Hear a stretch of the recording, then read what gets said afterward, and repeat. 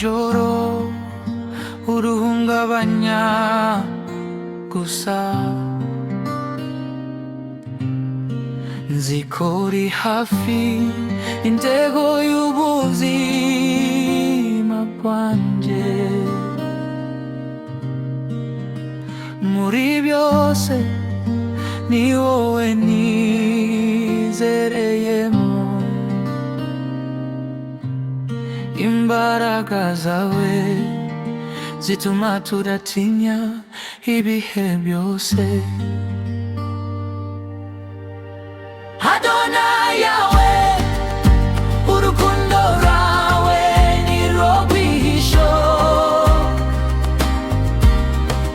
mu mutima wanje, ni wowe duhungiraho.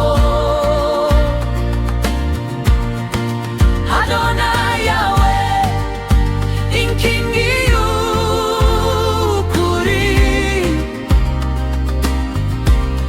itanyeganyezwa mu buryo bwose.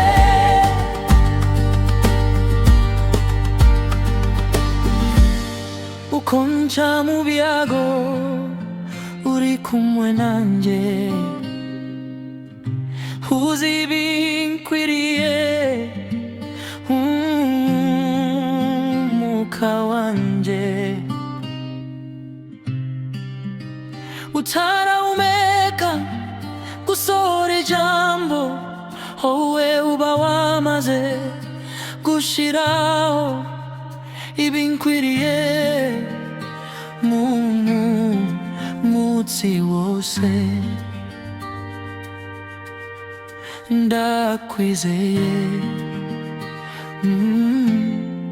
mu buce bwose yawe Adonai.